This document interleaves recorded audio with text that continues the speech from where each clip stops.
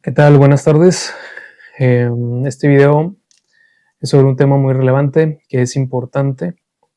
Seguramente va a ser muy controversial, lo cual, pues cuando hablamos de temas políticos es inevitable, pero quiero mantenerme crítico o objetivo.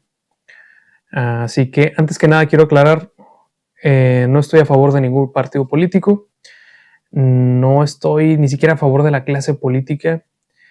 En general no estoy a favor de ninguna estructura de poder, para que se entienda. ¿Por qué? Porque cuando se suele criticar algo, se suele asumir que se está apoyando al opuesto de ese algo. Y no es así, no tiene que ser así. Así que, bueno,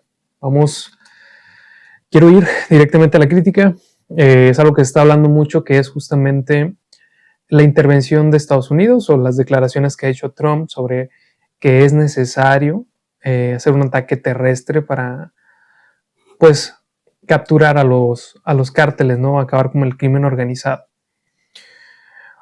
Bien, para la gente que no está muy informada o que no tiene un contexto más amplio sobre este tipo de situaciones, creo que puede sonar bien. Suena una solución factible, suena algo simple. Pues llega a Estados Unidos, ellos pueden, su poder militar y sus policías especializados pueden acabar con el crimen organizado fácilmente.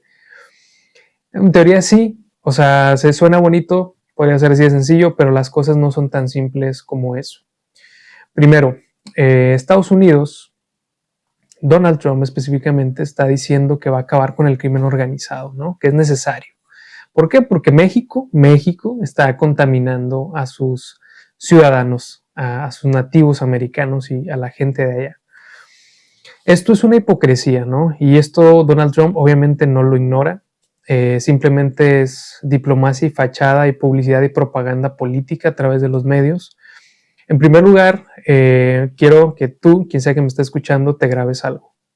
Cada vez que has visto o veas una noticia de desapariciones, de reclutamiento, de asesinatos por el crimen organizado, grábate en la cabeza que eso no solo es causa de la ineptitud de los políticos mexicanos, de la incompetencia y la corrupción mexicana.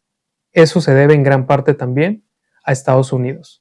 Cada desaparecido, cada muerte por el crimen organizado es culpa también del gobierno de los Estados Unidos. Te tienes que grabar eso. Te voy a explicar por qué. No es un secreto que Estados Unidos es el principal proveedor de armas para los cárteles y el crimen organizado en México. Eso no es sorpresa para nadie. Eso es en primer lugar. Eso es algo que Estados Unidos no ha trabajado, no ha hecho. Si realmente le importara el bienestar de los mexicanos y de su propia gente, que eso tampoco es así, ya habrían hecho algo al respecto para impedir el tráfico de armas. Eso es en primer lugar. Segundo, Estados Unidos ha tenido intervencionismo más sutil desde hace muchísimo en México. O sea, tampoco es una sorpresa que la CIA haya tenido espionaje dentro de México. Incluso ya han existido expresidentes aquí en México que, siendo presidentes, eran informantes y trabajaban para la CIA. Eso tampoco es una sorpresa.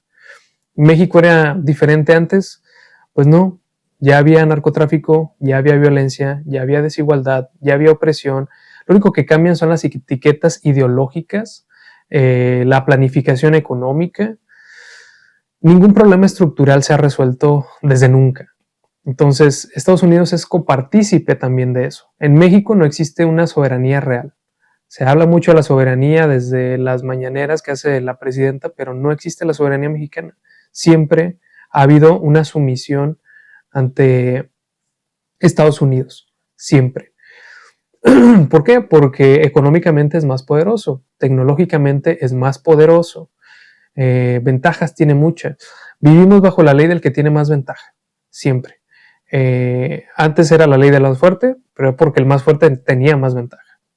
Con el surgimiento de instituciones, de economía, de sistemas, pues ahora no es la ley del más fuerte, pero sí sigue siendo la ley del que tiene más ventaja. Y en este caso, la potencia mundial, que ahorita está en declive, que ha tenido más ventaja, es Estados Unidos. Por eso la sumisión ante eso. Así que a pesar de ser sus vecinos, tenemos problemas muy fuertes, como lo es el crimen organizado, que es de lo que se está hablando, ¿no? Así que, de nuevo, grábate eso en la cabeza. El crimen organizado, las tragedias que han sucedido en México por eso, no solo es culpa de la incompetencia del gobierno mexicano y de la seguridad o del ejército mexicano, sino también de Estados Unidos, por proveer armas y, sobre todo, por permitirse financiar también por organismos criminales. Ese es el otro punto. Existen empresas que operan en Estados Unidos que se dedican al lavado de dinero por el crimen organizado. O sea, México no está aislado del mundo. O sea, el crimen organizado es toda una red global. Específicamente en Latinoamérica se trabaja en conjunto muchas veces. Y Estados Unidos no es ciego a esto, lo sabe, es consciente de eso. Sin embargo, su economía se basa en la venta de armas. Estados Unidos no tiene recursos como petróleo, como muchos países, no tiene recursos minerales o mineros como otros países. Una de sus principales fuentes de economía son las armas. A Estados Unidos le beneficia el conflicto bélico, ya sea crimen organizado, que usa armas, ya sean guerras. ¿Por qué? Porque es economía. Las armas se venden, es rentable, genera riqueza. Es una de sus principales fuentes de ingresos. Ahorita están en crisis. Ha habido eventos bélicos en los que ellos tienen que ver. Ahora el crimen organizado tal vez ya no les resulta tan rentable. Ahora, por una estrategia geopolítica, lo que necesitan es una mayor cobertura a nivel continental. Ya están ahora con Venezuela, ya hay países que han sido colonizados por Estados Unidos en el Caribe, en Centroamérica, ya tienen presidentes alineados con la ideología gringa en el sur de América. Entonces, los puntos estratégicos que siguen es México, Brasil y Colombia. Entonces, por ahí va. Así que este deseo de que intervengan se escucha bonito siendo optimistas, pero la realidad, el marco histórico nos muestran que no es algo positivo, sino que es como si la persona que le vendió el arma a la persona que está asesinando a tu familia te diga que él va a ir a capturar al asesino de tu familia, cuando él le ha vendido las armas o le vendió el arma todo el tiempo sabiendo lo que iba a hacer. Ese es el nivel de incoherencia, de hipocresía, que tal vez no se contempla viendo todas las aristas, pero es así. Entonces, ahora imagínate que esa persona, por poner esta analogía, que le vendió el arma al asesino de tu familiar, no solo se beneficia de la venta del arma, sino que del botín, de lo que se va a robar ese ladrón que le compró el arma, aparte le va a dar dinero al vendedor del arma. Y es un negocio redondo. De nuevo, ¿por qué? Porque el lavado de dinero entra en juego. Los grandes criminales muchas veces ni siquiera son personas como el Chapo o como la Barbie o como el Mencho. No, incluso estos capos le rinden cuentas a personas que están todavía más arriba, que ni siquiera viven en México, que ni siquiera son de México, que son empresarios. El problema del narcotráfico y del sistema que tenemos es que el narcotráfico también entra en el mercado, genera riqueza, genera una economía activa. Y los empresarios, muchísimos, no tienen ética. A ellos no les importa dónde se obtiene el dinero. No hay una responsabilidad social. Ellos lo único que hacen es que por debajo del agua siguen operando empresas, ya sea para lavar dinero e incluso generando conflictos. Hay empresas de armas. Estoy especulando mucho, no voy a aseverarlo porque pues sería exponerse mucho también en redes, pero solo piensen en eso. No hay que ser tan inocentes.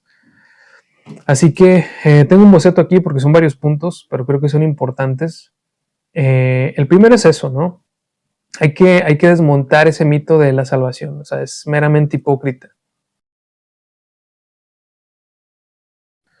Bueno, y ahora, supongamos que pasa ese escenario que quieren algunas personas, viene Estados Unidos, erradica el crimen organizado, cosa que no va a pasar, solamente lo va a dispersar, se los aseguro. Van a caer muchos cabecillas, pero no va a caer la raíz del problema ni las estructuras del problema, porque de nuevo, quienes lideran, quienes han orquestado esto, quienes han financiado y potenciado este pedo del crimen organizado, son personas de cuello blanco. que trabajan bajo lo legal con sus empresas.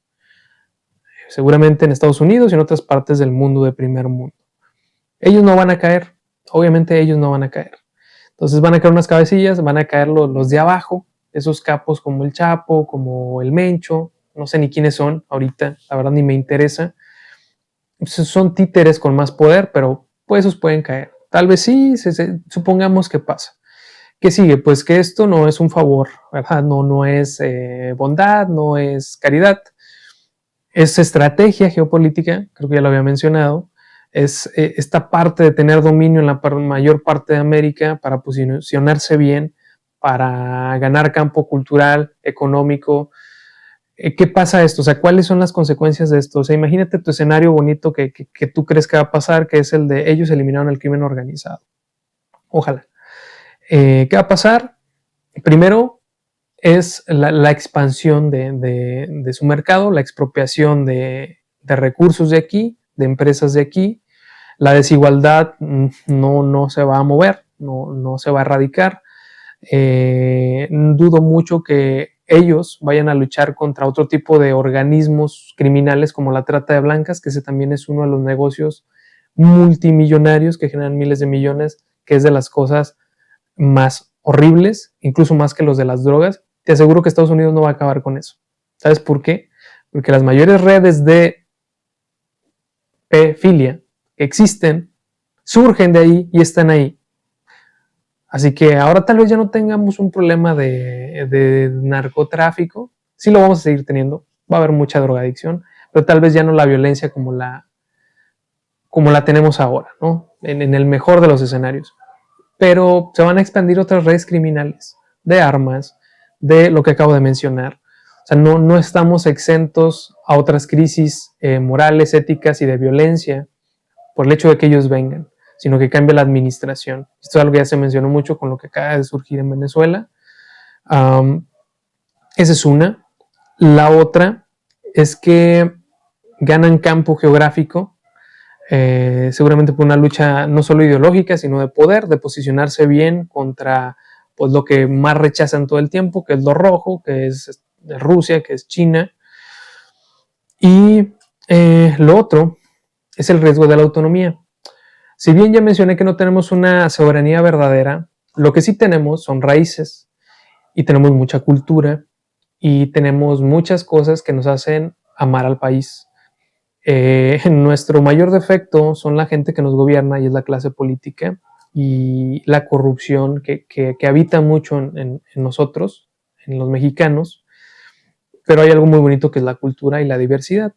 Déjame decirte que cuando lleguen ellos, eso es algo con lo que van a atentar contra la diversidad cultural. Estados Unidos no tiene diversidad cultural.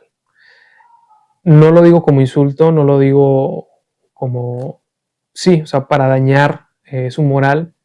De hecho, creo que el mal en todo el mundo son los líderes políticos y empresarios, y los criminales, ni siquiera son las personas de esas naciones. Las personas no somos banderas.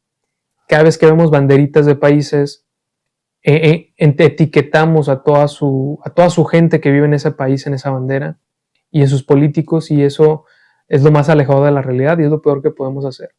Hay gente que es muy buena, hay muy buenas personas en Estados Unidos, en México y en todo el mundo. Lo que pasa es que nos representan gente que aspira al poder y se posiciona ahí, y es de lo peor que puede haber, el tipo de personas que gestionan los recursos del mundo. Entonces, primero aclarar que no es en contra de los estadounidenses, es en contra de los intereses de unos pocos que mueven naciones. En este caso, cuando hablo de Estados Unidos, me refiero a ese pequeño sector de la población poderoso.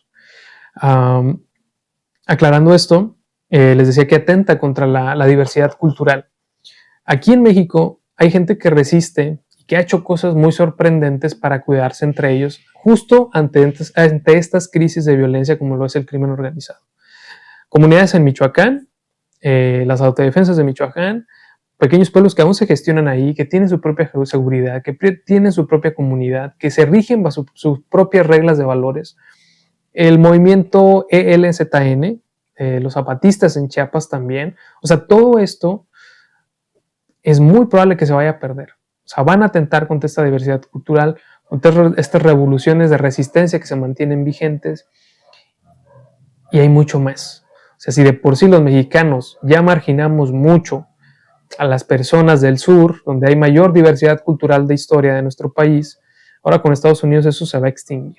El norte ya es un claro ejemplo de ello. A pesar de seguir siendo México como lo conocemos, el norte ya está fuertemente influenciado por Estados Unidos. ¿Cuál es natural? No tiene que ser negativo, tiene que haber diversidad. Yo me considero una persona más universalista, ni siquiera me interesa el patriotismo, el nacionalismo.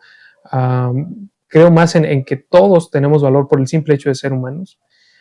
Pero bueno, ese es otro tema. El punto es que se va a perder esa diversidad cultural. Puede que no te importe. Y eso no te hace mejor persona. Te hace muy ignorante. Disculpa que te lo diga, pero la diversidad cultural es necesaria porque ofrece diversidad no solo en estética, sino de valores, de enseñanzas, de aprendizaje. La diversidad es necesaria para una convivencia saludable que permite el progreso y la evolución. Es indispensable. Lo otro, para ellos somos humanos de segunda mano, ¿sí? O sea, que quiten el crimen organizado no garantiza que te vayan a ver como un igual. Somos humanos de segunda mano y siempre nos han visto así. Se jactan mucho de haber vencido al Partido Comunista de Alemania en la Segunda Guerra Mundial, socialista. Ya saben, el que empieza con la N, del señor del bigote, por la supremacía blanca que promulgaban. Ellos también lo hacen, solo que son hipócritas en el discurso, esa es la diferencia. Y nos hemos tragado eso. Pero también creen en su propia supremacía anglosajona. Nos ven como humanos de segunda mano. La forma en que tratan a los migrantes es clara. La forma en la que vienen incluso al país y nos ven es clara. Eso es otra cosa. Que hables inglés no significa que te vayan a adoptar, pues como uno de ellos. De nuevo, no hablo por toda la gente, hablo por la gente que gobierna, no por el ciudadano promedio americano. De nuevo, hay excelentes personas ahí, las he conocido que han nacido ahí. Si no es, de nuevo, son las esferas de poder, donde se concentra el poder, esas pequeñas personas, las que nos ven así. Tercer punto, una trampa política, es este punto polémico de los futuros sucesores, por ejemplo, o sea, nos tienen tan acorralados que incluso en las elecciones del 2030 para México, para elegir nuevo presidente, ya se están perfilando ahí algunas figuras, ¿no? Las más mediáticas hasta ahora han sido Ricardo Salinas Pliego. Me da risa, pero pues pasa, de nuevo, la gente desesperada ve soluciones donde no las hay. Y Omar Harfuch, que quisiera equivocarme, no quisiera tener voz de profeta, pero es muy probable que esta persona sea candidato en el 2030, no solo candidato, sino el futuro presidente de México. Si no pasa algo catastrófico, es muy probable que eso pase. ¿Por qué? Porque este personaje tiene ganadas dos cosas. Está con la 4T y está colaborando con la CIA, de alguna manera. Es un policía. Hablando de Salinas Pliego, que es menos importante, pues miren, es un empresario, obviamente tiene una influencia del capitalismo, porque es empresario, un gran empresario en México. Ha tenido inversiones en Estados Unidos, ha recibido préstamos de Estados Unidos, tiene una empresa en Estados Unidos operando allá, ha colaborado, ha estado en campañas políticas de Donald Trump, ha hablado con él. Así que, ¿de qué lado crees que va a estar? ¿No? Se va a alinear con los valores, ni siquiera con los valores, se va a alinear con los intereses norteamericanos del Capitolio, de la Casa Blanca. Por otro lado, el que es más serio, el que sí tenemos que tomar más en serio es Omar. Es policía, no quiero ser prejuicioso, pero sabemos cómo se maneja y cómo se opera la policía en México. Es hijo de un político y de una actriz mexicana. Yo no voy a decir que es buena o mala persona, pero una vez que entras a la política, tú negocias tu moral. Tú no puedes ser una buena persona estando ahí, no importa el cargo que tengas. No estás ahí por ser buena persona, estás ahí por ser ventajoso, por saber cuidarte, por ser astuto, por saber moverte. Personalmente yo no confío en nadie que ya está incursionando en la vida o en la política mexicana en general. ¿Por qué? Porque ya negociaron su moral, ya la vendieron. En fin, él, de nuevo, no es la primera vez que Estados Unidos, a través de espionaje, coloca presidentes que trabajan para ellos en México. El New York Times, uno de los periódicos o el periódico más importante de México, lo llamó el Batman mexicano. Díganme ustedes, ¿por qué otra razón un periódico americano, norteamericano, le haría propaganda y publicidad a un policía? Bueno, en este caso al jefe de la Secretaría de Seguridad de México. Lo están perfilando. Por donde lo quieran ver, Estados Unidos ya hizo sus movimientos para el futuro. Ahorita hay guerras y rumores de guerras, pero si no pasa nada trágico de aquí al 2030, ellos ya tienen bien posicionados incluso a los candidatos del futuro. Miren, esto es una suposición mía. Véanlo como una suposición, como una especulación. Analícenlo, tengan criterio propio. Yo solo lo comparto. ¿Qué es lo que más está perfilando desde ahora, desde 4 años antes de las futuras elecciones? ¿A quiénes son los que más ven en medios y en redes? Perfilándolos para presidentes. Ambos van a estar alineados con los intereses de Estados Unidos. Esa es mi predicción para el futuro en las elecciones. Ojalá pase algo diferente.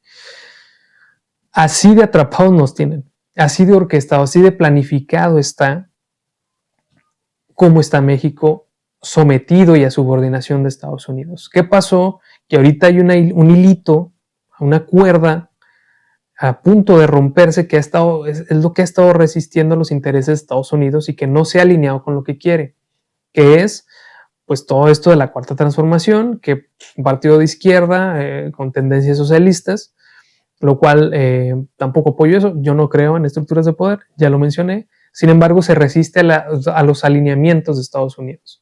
Por eso la insistencia, por eso la agresividad, por eso la insistencia. Están desesperados, sumado a la crisis que ellos están enfrentando, ¿no? De nuevo, Estados Unidos es un imperio que está en colapso y está haciendo sus últimos movimientos. Pero a México siempre lo han tenido en el mapa bien acomodado, bien planificado. O sea, no es sorpresa para nadie que el futuro presidente, después ya de 12 años, tenga que ser alineado con los Estados Unidos. O sea, ya se habían tardado. Esa es otra. Esa es para mostrar la ilusión de la soberanía que no hay, que por más resistencia que pueda haber y alejarnos de la influencia de Estados Unidos, no se puede por una cuestión de poder. No se puede. El otro punto que quiero abordar es la reflexión es en este segundo punto sobre tercero de los futuros candidatos que ya está acomodando, alineando Estados Unidos, o los intereses de Estados Unidos, quien sea que esté en las sombras moviendo todo, que obviamente no es solo Donald Trump, es que el propósito es alinearnos, es la subordinación entre los Estados Unidos. O sea, ese es el fin, perpetuar esa posición de poder. Y una vez que la tengan, si vuelve el crimen organizado, no se sorprendan. O sea, si Estados Unidos logra lo que quiere, si ya tiene un presidente posicionado alineado a los intereses de Estados Unidos, que no le sorprenda que el crimen organizado vuelva. Sí, nos salvó a lo mejor del crimen organizado, nos salvó, pero no le molestaría que vuelva a suceder cuando ocupen que el tráfico de armas, cuando ya no haya guerras, se tenga que activar de nuevo. Distopía. Punto número 4. Creo que esto es lo más triste de este video, pero de nuevo tenemos que enfrentar la realidad con racionalidad. Hay que, a medida de lo posible, lidiar con esa ansiedad, por ese miedo por el futuro, de la incertidumbre, que es desalentador.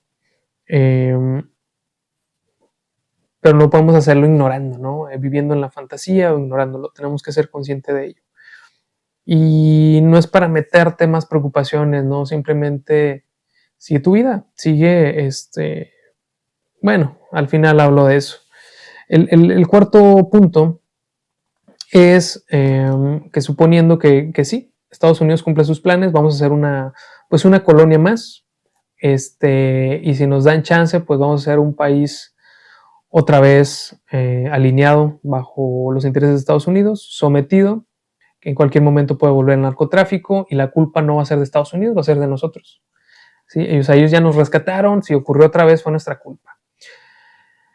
Lo otro es el sistema en el que vivimos. O sea, todo esto surge a través de las estructuras sistemáticas que tenemos. O sea, tenemos un sistema que opera. Olvídate de las etiquetas, olvídate de la izquierda, de la derecha, olvídate del comunismo y del capitalismo. ¿Por qué? Porque el problema que tenemos es una raíz muy profunda en nuestra raza, que es la mala relación con el poder. Entonces el sistema que tenemos, que ahora es capitalista, ya nos tiene asfixiados, ya nos tiene en un punto en el que es muy violento, en el que hay explotación de recursos. O sea, estamos viviendo momentos muy complicados globalmente. De nuevo, hay conflictos bélicos, hay guerras, desde lo de Ucrania, lo de Palestina, lo que pasó ahora en Venezuela, los conflictos en Medio Oriente que surgieron a partir de los ataques de Israel. O sea, estamos pasando por todo esto. Y qué afortunados nosotros, por ejemplo, que no sufrimos los eventos de esos bombardeos, pero aún así no estamos exentos a sufrir un daño colateral, en este caso económico, o cultural, o moral. O sea, daño hay. Somos afortunados en no vivir en eso, lamentablemente eso no debería pasar, pero lo que quería mencionar es que aún y con todo esto, la maquinaria no se detiene. Se siguen explotando recursos, se sigue dañando el ecosistema, se sigue acabando con flora y con fauna. O sea, eso no se detiene. O sea, hay guerra, hay problemas mundiales y aún la maquinaria económica no se detiene. Todo es acaparar lo más que se pueda. Es el conflicto de las potencias todo el tiempo. China no es mejor, Rusia no es mejor, Estados Unidos no es mejor. Es una lucha de poderes en donde al final los que estamos en desventaja somos la mayoría de la población mundial que está hasta abajo. Esta es la triste realidad en la que vivimos, que es un necrocapitalismo, que la economía no tiene moral, no tiene ética. De nuevo, vivimos bajo la ley del que tiene más ventaja, y en estas condiciones y en este sistema, el que tiene más ventaja es el que va a tener más riqueza y más recursos. Y eso es lo que están peleando todo el tiempo. ¿Quién sale sobrando? Nosotros, porque como humanos también terminamos siendo un recurso. Así como el petróleo, nosotros somos un recurso más que se tiene que expropiar, que tiene que trabajar para los intereses de la economía de cierto país o ciertas naciones, o de cierta línea de pensamiento en una asociación de ciertas naciones. Eso es lo trágico. O sea, no hay una salvación en el sentido de que no va a llegar alguien para salvarnos, una potencia, una nación, un presidente.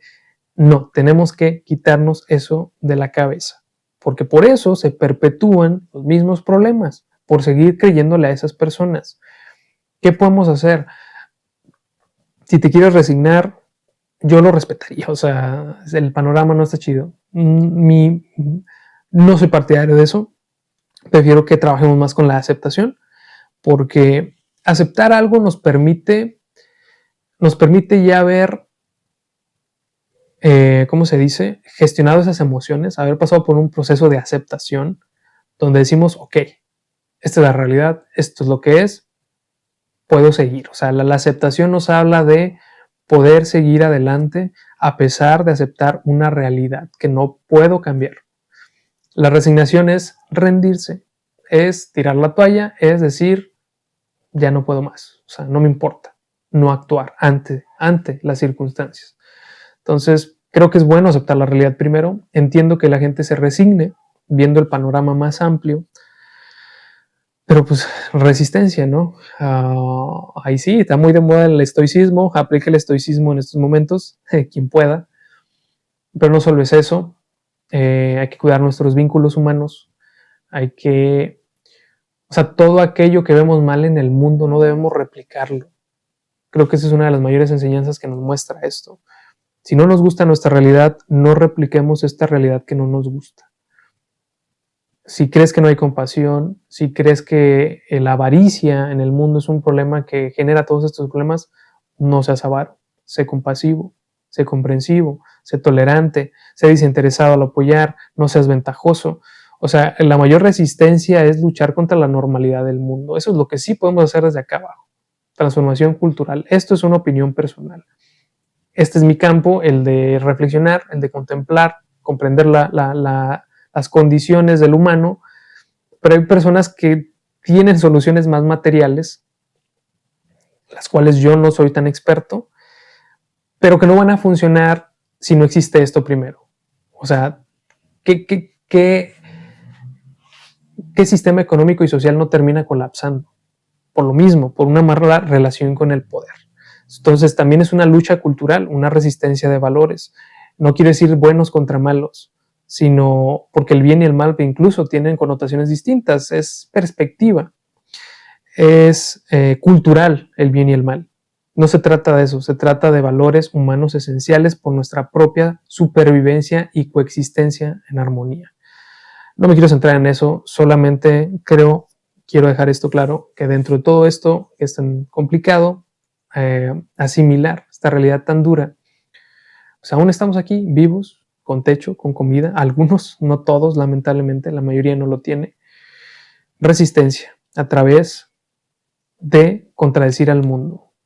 No me gusta la realidad del mundo, no tengo que proyectar y reflejar y replicar eso. Resistencia. Porque eso es lo que van a aprender la gente que te rodea, que es más pequeña.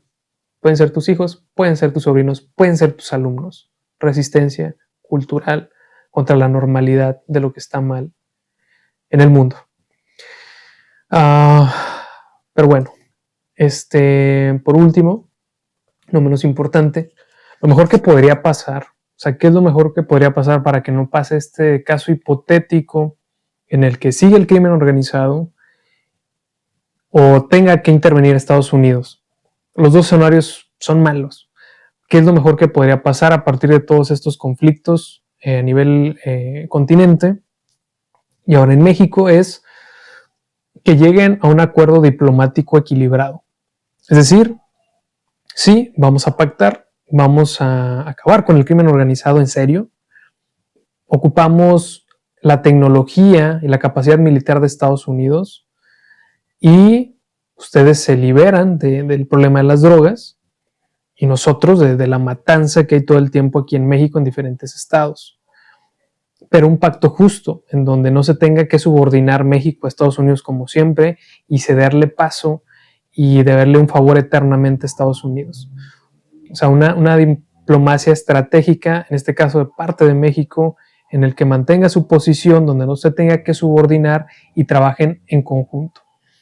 En apariencia, pareciera que eso es lo que quieren hacer o se está haciendo.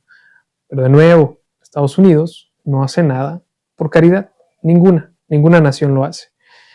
Tal vez sí, algunas cuantas de primer mundo. Bueno, no quiero mencionar lo del petróleo a Cuba. Parece caridad más que otra cosa, aunque nos ponga en desventaja. Ser buena persona en este mundo es una desventaja, pero no por eso tiene que dejar de suceder. Pero sí, creo que eso es lo mejor que podría pasar. Una estrategia diplomática donde se haga público para que también haya una presión social sobre los acuerdos que se hagan, en la que sea equitativo y que realmente se propongan acabar con esto ateniéndose a las consecuencias, porque esa es otra cosa. Creemos que las soluciones se pueden alcanzar cuando hay problemas tan complejos como estos.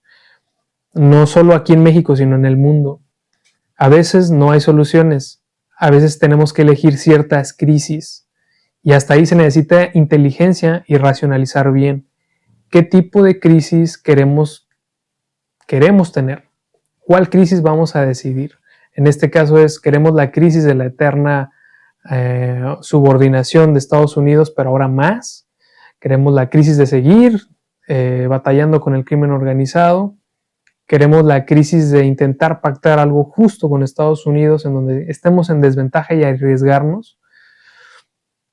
a veces las cosas se tienen que ver en qué problemas quiero tener a nivel individual, no, pero a nivel global o nación, es qué crisis queremos tener. Y para eso se necesita mucha templanza, mucha resiliencia. Y ya, otra cosa que podría pasar es, ojalá vinieran los extraterrestres, o sea, ojalá pasara eso. Al menos nos ofrecerían asombro, pero bueno, eso no es algo real, es algo que no podría suceder.